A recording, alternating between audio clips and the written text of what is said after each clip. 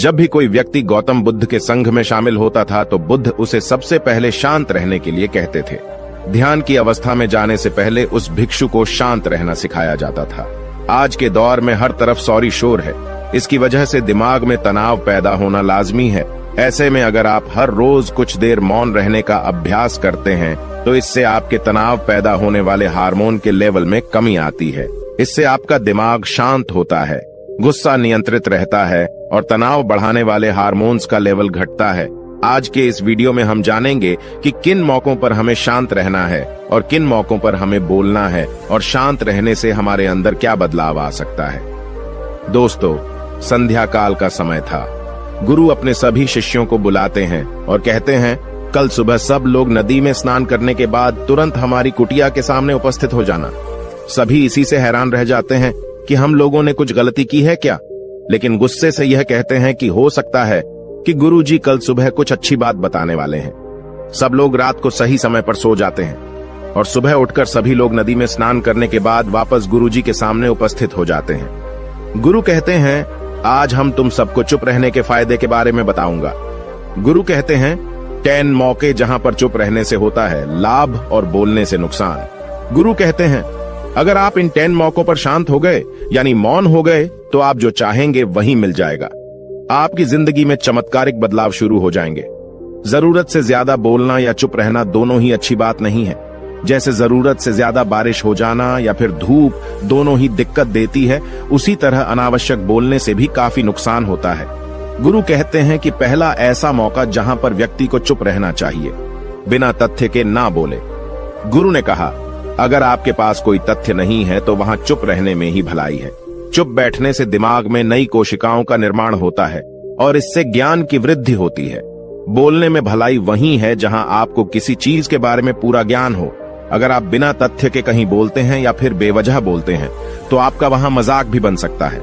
अगर आपके पास पर्याप्त जानकारी नहीं है, ऐसी जगह पर बोलने से आपका मजाक तो बनी रहेगी, साथ ही साथ लोगों का भरोसा भी आपसे उठने लगेगा। इसलिए ऐसी जगह पर शांत रहो जहां तुम्हें पता ना हो कि क्या बोलना है क्या नहीं। कई बार कुछ लोग ऐसे होते हैं जो हर जगह अपनी उपस्थिति बताने लगते हैं। उन्हें पता नहीं होता है कि हमें क्या बोलना है, लेकिन फिर भी बोलते जाते हैं और फिर बाद में दूसरे लोग उनके जाने के बाद उनका मजाक उड़ाते हैं। जब तक आपको उस तथ्य के बारे में अच्छा ज्ञान नहीं है, उसके बारे में पता नहीं है, तो वहां चुप रहना ही ज्यादा समझदारी है। गुरु ने कहा, दूसरा ऐसा मौका जहां पर व्यक्ति को चुप रहना चाहिए। शब्दों से न पहुंचे ठेस, अगर आपके शब्द किसी को मानसिक ठेस पहुंचा रहे हैं तो वहां चुप हो जाना चाहिए। कमजोर व्यक्ति के बारे में कुछ भी बोलकर आप महान नहीं बन सकते हैं। महान आप किसी कमजोर का साथ देने में बनेंगे। कई बार होता है कुछ लोग अपने से छोटे व्यक्ति को भला बुरा कहते रहते हैं। सामने वाला इंसान तो कद से आपसे छोटा है, वह आपको कुछ नहीं बोलेगा, लेकिन आप उसकी नजरों में गिरते चले जाएंगे। हो सकता है कि कल वह भी आपसे पद में बड़ा हो जाए। पद में आपसे जब वह बड़ा हो जाएगा तो आज जो रवैया आपका उसके साथ है, आने वाले समय में वह भी आपके साथ वही करेगा। आप किसी को नीचा दिखाकर बड़ा नहीं बन सकते हैं। बड़ा बनना है तो अपने से छोटे लोगों का इज्जत भी करना सीखें और साथ ही साथ बड़े लोगों का भी सम्मान करना चाहिए। लोगों को लगता है कि अगर वह अकड़कर बोलेंगे और सामने वाले को नीचा गिराने की कोशिश करेंगे तो वह बड़े बन जाएंगे, तो यह उन सब की भूल है। बड़े होने की बजाय आप उनकी नजरों में गिरते चले जाएंगे। गुरु ने आगे कहा, इसलिए शिष्यों, तुम सब जब भी बोलना आदर भाव से बोलना, ताकि तुम्हारी बात लोगों को अच्छी लगे। बोलने में भाई बहन, माता पिता, मित्र इत्यादि संबोधन शब्दों का इस्तेमाल जरूर करना। इससे तुम्हारी मान प्रतिष्ठा तो बढ़ेगी ही, साथ ही साथ लोगों की नजरों में तुम समझदार व्यक्ति बनते जाओगे। गुरु ने आगे कहा, तीसरा मौका जहां पर व्यक्ति को चुप रहने में ही भलाई है। क्रोध या घृणा करने वाले लोग, जब कोई अपना या सगा संबंधी आप पर क्रोध कर रहा हो, आपका अपमान कर रहा हो, तो आपको उस वक्त चुप रहना चाहिए ताकि सामने वाले का गुब्बारा पूरी तरह से फट जाए। आप यदि सही हैं तो उसे कतई माफीनामा गए और चुप रहकर ही सही समय का इंतजार करें। वह खुद आपसे माफी मांग लेगा जब उसे अपनी गलती का एहसास हो जाएगा। गुरु आगे कहते हैं कि अगर आपका कोई सगा संबंधी आप पर क्रोध कर रहा हो और आप उस समय शांत हैं, तो यह आदर सम्मान देने की निशानी होती है। इससे न कोई छोटा होता है और न ही बड़ा। अगर आपको क्रोध आ रहा है तो आप या तो वहां से किसी का अनादर किए बिना चले जाएं या फिर चुप रहें। क्रोध करने से आपके रिश्ते, खराब होंगे। क्रोध करने से हमेशा क्रोध करने वाले व्यक्ति का ही बुरा होता है। गुरु आगे कहते हैं कि एक बार की बात है, एक सांप जंगल से भागते हुए किसी राजा के घर में पहुंच गया। लोगों ने छेड़खानी की तो वह बहुत ही गुस्सा हो गया, जिससे घर में जो तलवार पड़ी हुई थी उसी को लपेटकर कसने लगा और धीरे धीरे उसका पूरा शरीर कट गया। ठीक उसी प्रकार हमारा गुस्सा भी हमारे शरीर को तलवार की भांति काटता रहता है। गुस्सा ध्यान से खत्म होता है प्रतिदिन। अगर आप ध्यान की मुद्रा में बैठे हैं तो आपका गुस्सा आपके नियंत्रण में रहेगा। गुरु आगे कहते हैं कि यह तरीका है कि आप प्रतिदिन ध्यान का अभ्यास करें। इससे आपके शरीर में जो हार्मोन्स गुस्से को बढ़ावा देते हैं वह सब तुम्हारे नियंत्रण में रहेंगे, जिससे शरीर गुस्से पर आसानी तुम्हारा से काबू पा लेगा।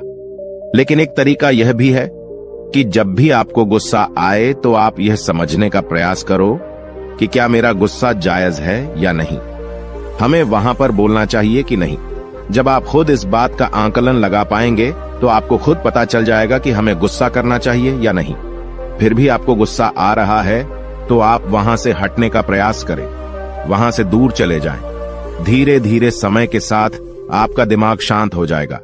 गुरु ने कहा, चौथा ऐसा मौका जहां पर इंसान को बहुत ही समझदारी के साथ काम लेना चाहिए, वहां पर आपको चुप रहना ही चाहिए, जहां पर उस मुद्दे से आपका कोई संबंध ना हो। अगर आपका किसी मुद्दे से कोई संबंध ना हो तो वहां आपका चुप रहना बनता है। बिना किसी वजह अगर आप दूसरे के मुद्दे पर बोलेंगे तो यह आपके लिए अनिष्टकारी होगा। इसमें केवल और केवल आपका ही नुकसान है। जल्द ही आप किसी दो लोगों के बीच हो रहे विवाद में जल्दी अपनी टांग न डालें। अगर सामने वाला आपको बुला रहा है अपना झगड़ा शांत करवाने के लिए तो ही आप वहां पर जाएं। किसी की व्यक्तिगत जिंदगी में दखल अंदाजी नहीं देनी चाहिए जब तक कि वह व्यक्ति आपको नहीं बुलाता है। अपने झगड़े को शांत करवाने के लिए कुछ लोग फालतू में दूसरे के विवाद में कूद पड़ते हैं। इससे उनके मान सम्मान मर्यादा पर लोग उंगली उठाने लगते हैं। गुरु कहते हैं कि 10 मौकों में 5वां ऐसा मौका जहां पर व्यक्ति को बहुत ही समझदारी के साथ चुप रहना चाहिए। आपके शब्दों से किसी मित्र को हानि न पहुंचे। अगर आपके शब्द सामने वाले के परिवार या मित्रों की प्रतिष्ठा के बारे में बुरी झलक दिखा रहे हैं तो आपको चुप रहना चाहिए। किसी के परिवार या फिर मित्र के बारे में बुरा बोलने से केवल आप ही बुरे बनेंगे। जो चीज आसानी से खत्म की जा सकती है उसे अपने शब्दों से बड़ा न करें। बिना चिल्लाए बात करने का प्रयास करते रहना चाहिए। अगर आप बिना चिल्लाए कोई बात नहीं कह सकते तो आपका चुप रहने में ही भलाई है। किसी पर चिल्लाने से आपके व्यवहार के बारे में पता चलता है। ज्यादा बोलने से चीजें हमेशा खराब ही होती हैं। कई बार कुछ रिश्ते ज्यादा तेज बोलने की वजह से टूट जाते हैं। इसलिए अपनी आवाज में मीठापन लाएं। आपके शब्दों से आपके दोस्त को हानि नहीं पहुंचनी चाहिए। कभी कभी दोस्तों के जब हम मजाक हैं तो रहे कि आपके शब्दों से किसी का अनादर ना हो। मजाक को भी हमेशा शब्दों के मायने में ही रखें। जहां किसी को शब्दों से चोट लगे वहां चुप हो जाएं। ज्यादा बोलने से हमेशा नुकसान ही होता है। किसी और की प्रतिष्ठा को अपने शब्दों के माध्यम से उसे हानि नहीं पहुंचानी चाहिए। यदि आपके शब्दों से किसी और की प्रतिष्ठा को ठेस पहुंच रही है तो वहां आपको चुप हो जाना चाहिए। जब कोई व्यक्ति आपके सामने नहीं है तो आप उस व्यक्ति के बारे में बुरे शब्द किसी तीसरे व्यक्ति के सामने न बोलें। गुरु कहते हैं, छठा मौका जहां पर व्यक्ति को चुप रहना चाहिए, जब कोई कर रहा हो किसी की बुराई। जब कोई आदमी आपके सामने किसी तीसरे आदमी की बुराई कर रहा हो तब तुम्हें चुप रहकर बस सुनना चाहिए। अपनी राय व्यक्त नहीं करना चाहिए, क्योंकि जो आज आपके सामने किसी तीसरे की बुराई कर रहा है वह कल किसी और के सामने आपकी बुराई भी कर सकता है। यदि आपने कुछ कहा है तो नीति शास्त्र के अनुसार जो अपने मुंह को बंद रखता है और बुद्धि से काम करता है वही इंसान समझदार होता है। बिना जरूरत के बोलना, किसी के बारे में किसी के बीच में बोलना यह गलत बात है। कभी कभी हमारे लिए बुद्धिमानी इसी में होती है कि हमें अपना मुंह ऐसी जगह पर नहीं खोलना चाहिए। गुरु आगे कहते हैं कि 10 मौकों में 7वां ऐसा मौका जहां पर व्यक्ति को चुप रहना चाहिए, जब कोई नहीं समझे आपकी भावना। यदि आपको लग रहा है कि कोई व्यक्ति आपकी भावना, दुख या परेशानी को शब्दों में नहीं समझ रहा है, यदि आपको लग रहा है कि सामने वाला व्यक्ति आपकी भावना या दुख को या आपकी जो परेशानी है उसको वह समझ नहीं पा रहा है या समझने का प्रयास ही नहीं कर रहा है या वह आपको ध्यान से सुन ही नहीं पा रहा है, तो ऐसे व्यक्ति के सामने आप चुप ही रहें, क्योंकि ऐसे लोगों को आपकी भावना या दुख से कोई मतलब नहीं होता है। ऐसे लोगों को अपना राज बताकर आप पछताएंगे ही बाद में। इसलिए हर किसी को अपने मन की बात नहीं बतानी चाहिए। अगर आपको लग रहा है कि सामने वाला आपकी बात को नहीं समझ पा रहा है, आपकी भावनाओं को नहीं समझ पा रहा है, तो वहां पर आपको नहीं बोलना चाहिए, क्योंकि आज में आपका मजाक ही बन जाएगा जब आपको लगने लगे कि सामने वाला आपकी भावनाओं को ठीक तरीके से समझ रहा है। आप जो कह रहे हैं वह ठीक से सुन रहा है, तभी आप उसे अपनी बात कहें। गुरु कहते हैं कि 8वां मौका जहां पर आपको चुप रहना चाहिए, जब कोई इंसान अपना दुख व्यक्त करे। यदि कोई इंसान अपने दुख या परेशानी को आपको बता रहा है, तो इसका मतलब यह है कि वह आपको अपना समझ रहा है। ऐसे में तुरंत ही उसे समाधान बताने के बजाय चुप रहकर उसके दुख या समस्या को सुने। उसके दुख या समस्या को किसी और को न बताएं।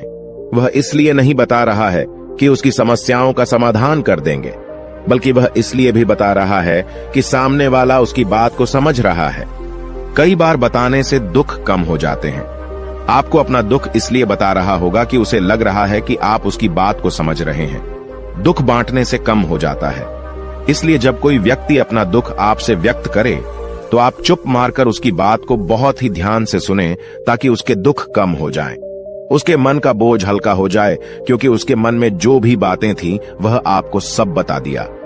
गुरु आगे कहते हैं कि 10 जगहों में 9 ही ऐसी जगह जहां पर आपको चुप रहना चाहिए। जहां पर दुष्ट प्रकृति के लोग रह रहे हों और गाली गलौज कर रहे हों, तो आप वहां पर मत जाइए। ऐसी जगहों से आप चुपचाप निकल जाएं, अर्थात अपनी प्रतिक्रिया दिए बिना आप वहां से चले जाएं, क्योंकि जिसकी जुबान खराब होती है, जो दुष्ट प्रकृति के लोग होते हैं, उनको आप ऐसे समय में नहीं समझा सकते हैं। जब उनका दिमाग पूरी तरह से शांत हो जाए, तभी वह आपकी बात सुनेंगे। इसलिए जहां पर दुष्ट प्रकृति के लोगों आपकी बात को न मानते हों और न ही सुनते हों, तो आपको वहां पर नहीं बोलना चाहिए। गुरु कहते हैं कि 10 माह ऐसा मौका जहां पर आपको शांत हो जाना चाहिए। अपनी सफलता का राज हर किसी को न बताएं। कई बार होता है कि कुछ लोग जो सफलता को बहुत ही जल्दी अर्जित कर लेते हैं, वे हर जगह अपनी सफलता का ढिंढोरा पीटने लगते हैं। ऐसे में क्या होता है कि कई लोग आपकी सफलता से खुश नहीं होते हैं। अगर आप अपनी सफलता का जबरदस्ती लोगों में ढिंढोरा पिटवा रहे हैं, तो लोगों की नकारात्मक ऊर्जा आपको प्रभावित कर सकती है। जब आप सफल होंगे, तो सबको पता चल जाएगा कि आप सफल हो गए हैं। ढिंढोरा पीटने से नुकसान आपका ही होगा। इतना कहकर गुरु ने कहा, शिष्यों, आज के लिए बस इतना ही। अगर तुम सब मेरी इन 10 बातों को अपने जीवन में अपना लेते हो, तो तुम सब काफी हद तक परेशानियों से बचे रहोगे। यहाँ से जाने के बाद मेरी यह बातें आपके जीवन किसी वरदान से कम साबित नहीं होंगी। दोस्तों, मुझे उम्मीद है इस वीडियो से आपको बहुत कुछ सीखने को मिला होगा। अगर आप नए हो तो हमसे जुड़ने के लिए इस चैनल को सब्सक्राइब करना मत भूलिएगा।